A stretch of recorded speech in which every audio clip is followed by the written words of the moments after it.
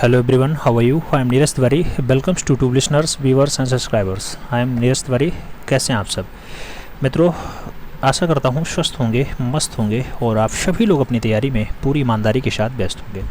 आप trained graduate teacher art की तैयारी में व्यस्त हैं मित्रों, ऐसा मान के चल रहा हूँ, है ना? व्यस्त हैं। आज है 6 अक्टूबर।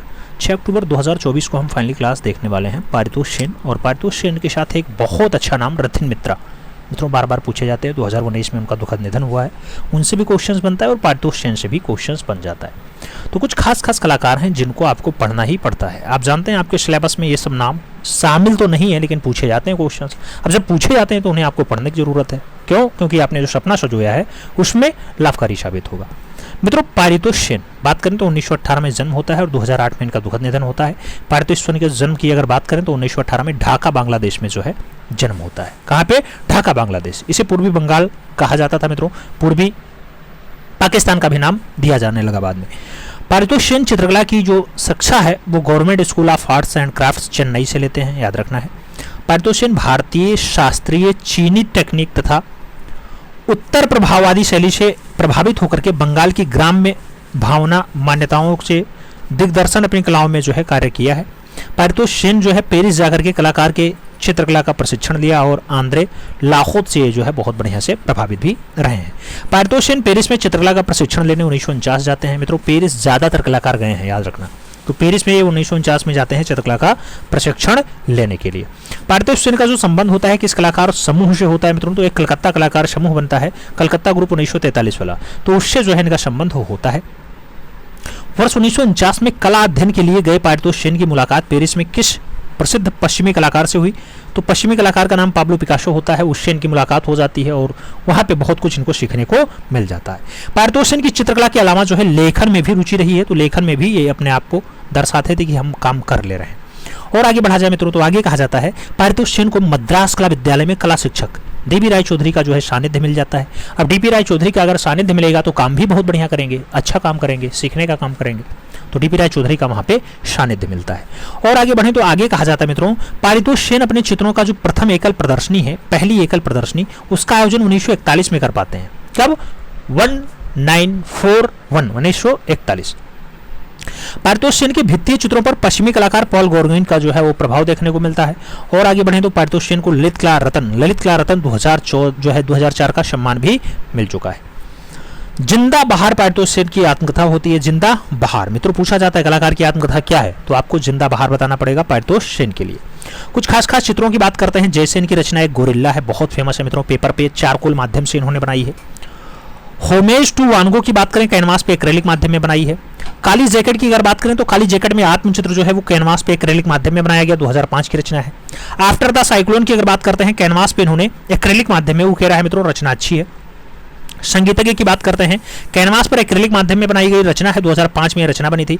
जो है सरोद वादक की बात करें या शरणार्थी की बात करें रिफ्यूजी, तो ये रचनाएं भी इनकी बहुत अच्छी रचना है। होली की बात करते हैं, बढ़िया रचना है। वुमेन ईटिंग भुट्टा की बात करते हैं तो वुमेन भुट्टा खा रहा है, ऐसी रचना भी पारितोष सेन ने बनाई है। और आगे बात करते हैं द बाबू की बात करते हैं, 1956 की रचना है। नारियल बेचने वाला 1996 की रचना है। द सारंगी प्लेयर्स की बात करें तो द सारंगी प्लेयर्स जो है कैनवास पे तैलीय माध्यम की रचना है। और मैन विद हुक्का की बात करते हैं तो बोर्ड पर तैलीय रंग से बनाई गई यह रचना होती है। वुमेन सेलिंग कॉर्न की बात करें, ये भी रचना बहुत अच्छी है। वुमेन कटिंग की बात करते हैं, ये भी रचना अच्छी है। और संथाल नृत्य की अगर बात करते हैं तो ये भी रचना बहुत अच्छी रचनाओं में शुमार है मित्रों। तो ये सारी जो रचनाएं हैं ये पारितोष सेन की हैं। आप जानते हैं 2008 में इनका दुखद निधन होता है। Paritosh Sen government college of art से पढ़ाई की, ढाका बांग्लादेश में जन्म हुआ। अपनी कला शिक्षा में इन्होंने बहुत कुछ सीखा मित्रों। प्रशिक्षण की जब भी बात आती है आप जानते हैं कि प्रशिक्षण और प्रदर्शनी दोनों इन्होंने लगाई हैं, बढ़िया प्रदर्शनी भी इनकी लगी हैं और अच्छे से जो है ये प्रशिक्षण भी प्राप्त किए हैं। कलकत्ता ग्रुप 43 के अच्छे सदस्यों में इनका नाम लिया जाता है। आगे बढ़े कलाकार और पढ़ते हैं रथिन मित्रा। मित्रों 1926 में जन्म और 2019 में इनका दुखद निधन होता है। बात करें रथिन मित्रा की तो जन्म 26 जुलाई 1926 को हावड़ा कहाँ पे पड़ता है? पश्चिम बंगाल में मित्रों, वहां पे इनका जन्म हुआ था। रथिन मित्रा की कला शिक्षा जो है कलकत्ता विश्वविद्यालय से या कलकत्ता विद्यालय से प्राप्त होती है मित्रों। वे दून स्कूल के कला विभाग में शिक्षक नियुक्त होते हैं और अध्यक्ष पद पे भी रहते हैं। तो आपसे पूछा जाएगा मित्रों कि रथिन मित्रा ने अपनी सेवाएं कहां दी। जब सेवा देने की बात आए तो याद रखना है दून स्कूल, आंसर्स बनेगा डून स्कूल। और आगे बढ़ा जाए रथिन मित्रा कलाकार जो रथिन मित्रा हैं वो कलकत्ता कलाकार ग्रुप 43 के सदस्यों में से एक रहे हैं। याद रखना, रथिन मित्रा का संबंध कलकत्ता से ही रहा है और रथिन मित्रा दून आर्ट सोसाइटी तथा उत्तर प्रदेश ललित कला अकादमी के सदस्य भी रह चुके हैं। किसके सदस्य? उत्तर प्रदेश ललित कला अकादमी के सदस्य भी रह चुके हैं। रथिन मित्रा ने किस प्रसिद्ध चित्र श्रृंखला का सृजन किया मित्रों कैनवास पे? तो कैनवास पे स्याही माध्यम में बनाया है कोलकाता की विरासत चित्र श्रृंखला। कोलकाता की विरासत चित्र श्रृंखला कौन बनाता है? रथिन मित्रा के द्वारा बनाई गई रचना होती है। रथिन मित्रा के प्रमुख चित्रों की बात करते हैं। कोलकाता की विरासत चित्र श्रृंखला बहुत बढ़िया से इन्होंने कागज पे और पेन के साथ स्याही में इन्होंने उकेरा है मित्रों, रचना बनाई है। और आगे बात करें प्रमुख चित्र की हम बात कर लेते हैं तो रथिन मित्रा की अच्छी रचनाओं में जैसे संथाल नृत्य आ गया, ओपन एयर रेस्टोरेंट की बात हो रही है, तैलीय राष्ट्रीय आधुनिक कला संग्रहालय नई दिल्ली में बना हुआ है ओपन एयर रेस्टोरेंट, अच्छी रचना है मित्रों। किसकी रचना है? रथिन मित्रा की है। संगीतज्ञ की हम बात करते हैं, कैनवास पर एक्रिलिक माध्यम में बनाई गई है, 2005 में इन्होंने रचना बनाई, किसकी है? रथिन मित्रा की है। कॉक फाइट की बात करते हैं, कॉक फाइट ये तैलीय माध्यम की रचना है, ये भी रथिन मित्रा के द्वारा बनाई गई रचना है। और आगे देखा जाए तो कश्मीर की मुसीबतें हैं, गुलदस्ता लिए हुए लड़की है, ये सारी जो रचनाएं मंत्रवती हैं ये रथिन मित्रा की अच्छी रचनाओं में शुमार हैं। अच्छी रचना मतलब अच्छी रचना, समझ में आना चाहिए। तो मित्रों रथिन मित्रा 2019 में अपना अंतिम सांस लेते हैं, स्वर्ग पधार जाते हैं। तो इस टाइप से आपने पारितोष सेन और रथिन मित्रा को समझा है, उम्मीद है समझ में आया होगा। नारियल बेचने वाला पूछे तो आप कहोगे पारितोष सेन की है, और जब आपसे काक फाइट की बात करें तो आप कहोगे रथिन मित्रा की है। आपसे जब ये कहे जिंदा बहार किसकी आत्मकथा है तो आप कहोगे पारितोष सेन की है। और जब आपसे ये कहे मित्रों कि ग्रुप 43 का सदस्य कौन रहा तो रथिन मित्रा के साथ आपको आंसर्स देना पड़ता है।